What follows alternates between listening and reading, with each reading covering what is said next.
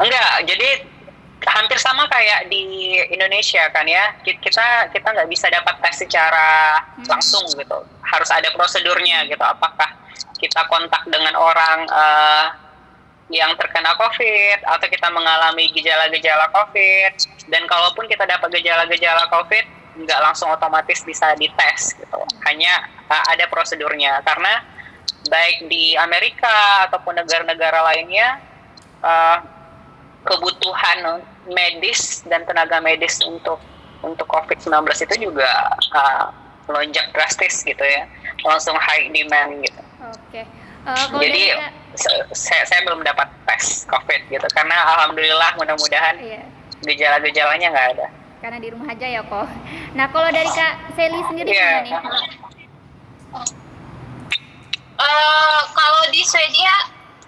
Kalau di Swedia itu kita juga udah mulai, kita namanya bukan lockdown sih, restriction kayak recommendation untuk restrict our movement di social media. Kayak kemarin tanggal 17 itu pemerintah Swedia udah ngumumin untuk instansi pendidikan mulai dari sekolah menengah ke atas kayak SMA terus kampus itu belajar kampus itu udah ditutup. Jadi kita pakai online distance learning gitu. Tapi itu dikembalikan lagi ke kampusnya. In early phase itu dikembalikan lagi ke kampusnya gitu untuk menanggapi kebijakan dari pemerintah. Jadi beberapa kampus emang langsung tanggal 17 diumumkan harus distance learning. Nah, tanggal 18 langsung diimplementasikan. Ada beberapa kampus yang tidak langsung mengimplementasikan, kayak dia bertahap dengan arti kata tuh kayak misalnya kelas ditiadakan tapi masih bisa ke kampus untuk pinjam buku dan untuk pinjam buku yang mau kita pakai selama nanti waktu karantina di rumah, work from home itu. Terus tapi kalau untuk di kampusku sih waktu diumumkan itu kampus langsung tutup, kemudian nggak ada lagi kegiatan belajar mengajar di kelas. Jadi itu semuanya langsung di stop dan diganti dengan distance learning. Terus khusus untuk mahasiswa master yang lagi menjalani tesis itu kita emang di stop sama sekali, kayak lab work, terus field work yang segala macam itu emang kita langsung nggak dibolehin lagi gitu. Tapi akses ke kampus itu masih bisa kalau misalnya kita maksudnya kampus tuh nggak ditutup sama sekali gitu, jadi nggak boleh masuk sama sekali, itu enggak, masih bisa akses kampus. Misalnya kalau mau ke library pinjam buku tapi nggak stay di kampus gitu. Cuman kayak kalau ke lab itu emang udah nggak boleh lagi. Sampai terakhir tuh infonya kita kondisinya bakalan sama seperti ini itu sampai tanggal 17 Mei itu. Terus untuk Swedia sendiri kondisi kasus ya sebenarnya Swedia terhitung banyak sih. Terakhir ini aku cek jadi sekarang ini aku udah gak terlalu ngecek lagi berapa banyak kasus corona sih di Swedia, karena kayak udah I had enough with this COVID, you know. Terus ini terakhir kayak kemarin tuh masih kontakan sama teman kayak di Swedia udah berapa kan kasusnya, oh ya kemarin tuh 5.000 kayak mau 6.000, terus tadi kalian udah 9.600 kasus positif corona di Swedia. Iya, jadi kalau di Uppsala sendiri itu kita nggak terlalu banyak, maksudnya dibandingkan di city lain tuh nggak terlalu banyak, kita 401 di Uppsala di tempatku. Cuma ya itu Swedia ini unik, mungkin ada suka baca tentang COVID ini. Swedia ini penanganannya cukup unik, jadi kita nggak ada lockdown, tapi ada pembatasan warga negara asing yang masuk ke dalam Swedia itu emang udah nggak boleh. Cuma lockdown dalam negara itu nggak ada, jadi kita kayak kalau mau keluar ya udah keluar aja, dengan catatan kalau misalnya kita lagi sakit ngerasa nggak enak badan nggak usah keluar, nggak usah interaksi sama orang, di rumah aja. Dan kemudian terakhir sih kemarin itu gathering untuk lebih dari 50 orang itu dilarang.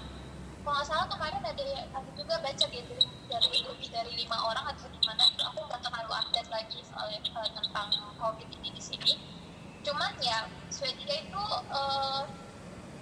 pakai herd immunity, jadi kayaknya mereka aimnya tuh herd immunity, jadi itu orang-orang dibiarin terkontaminate sebanyak-banyaknya pada akhirnya untuk nge-build sistem imun sendiri gitu. Jadi kita ini banyak di orang-orang tuh bilang kayak yang negara-negara tengah tuh kita ini kayak lab gitu, kayak tikus percobaannya tikus percobaannya COVID.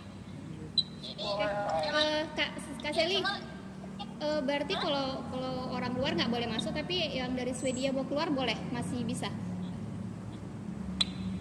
Masih itu ada dengan catatan sendiri, kayak contohnya kayak temanku kemarin ini orang Jerman, dia balik ke Jerman, dia masih ada pesawat ke Jerman, dia masih ada ke pesawat ke Jerman kayaknya sekali seminggu gitu. Cuman dia kemarin ngambil pesawat yang ke Amsterdam, dari Amsterdam dia naik train ke Jerman. Emang masih ada yang bisa keluar, cuman ya itu terbatas.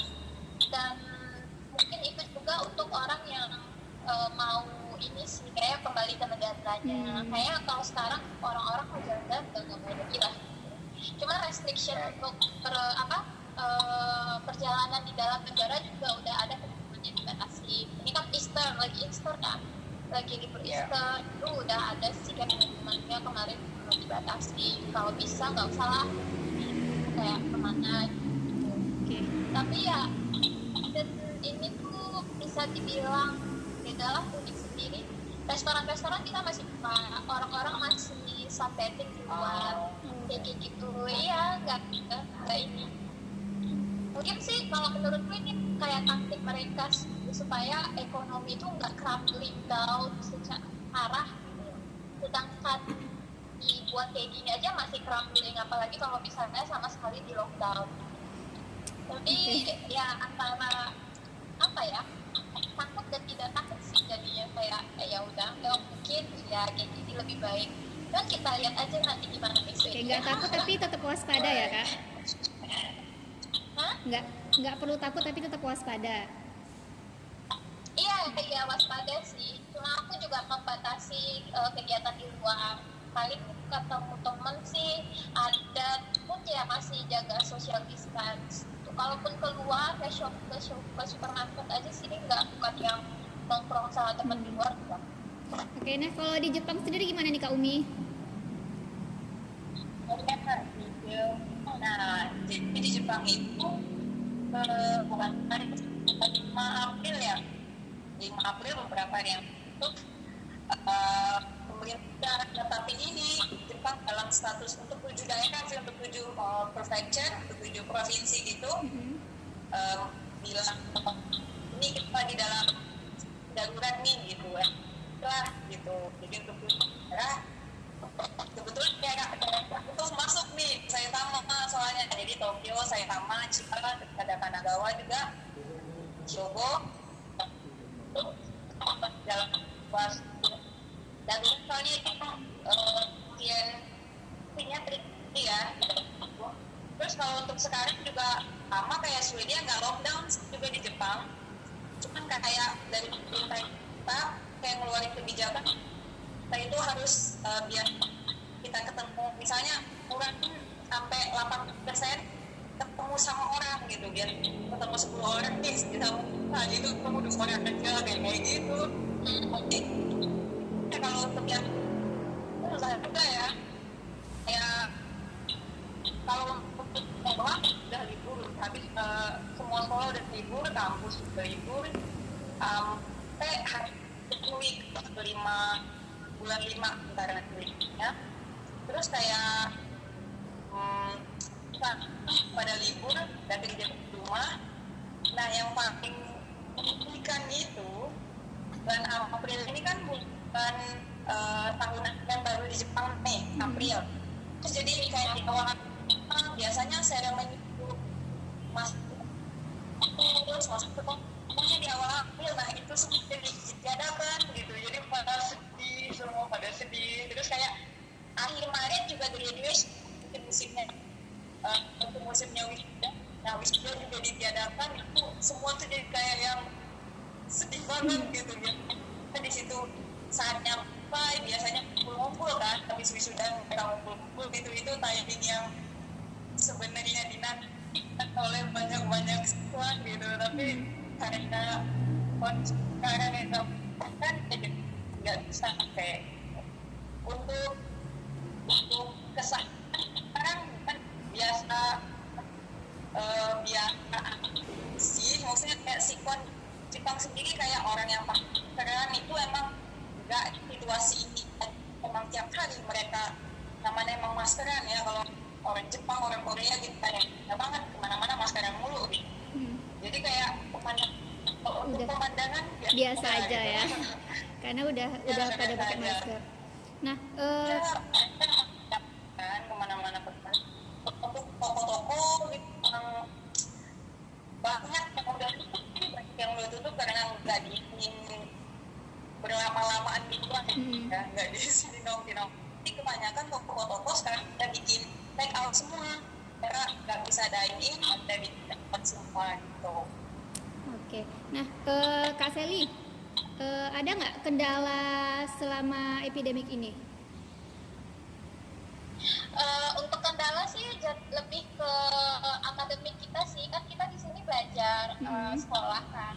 Jadi apalagi aku lagi tesis, aku kan geologi itu kebetulan tesisku banyak lab, ada lab kerja work lab. Aku udah mulai tesis dari awal Juni, cuman aku tuh masih kayak nge-lab, ngumpulin data, ngolah data dari hasil lab kan.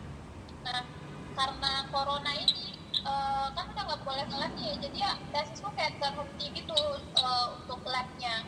Jadi emang kayak mau memproses data lebih lanjut dengan metode yang sama itu sulit. Jadi untuk sementara tesisku, metode yang aku pakai dari awal kita pending dulu, terus aku pakai metode baru kayak diulang lagi dari awal, dan itu aku mulainya di kayak akhir Maret kemarin lah jatuhnya. Dan harusnya sih kalau ngikut jadwal yang di awal itu aku Juni sidang, Juni tanggal 3 in between 3 to 5 June lah. Cuman ngeliat kondisi sekarang kayaknya nggak mungkin, jadi kemungkinan akan dipospon.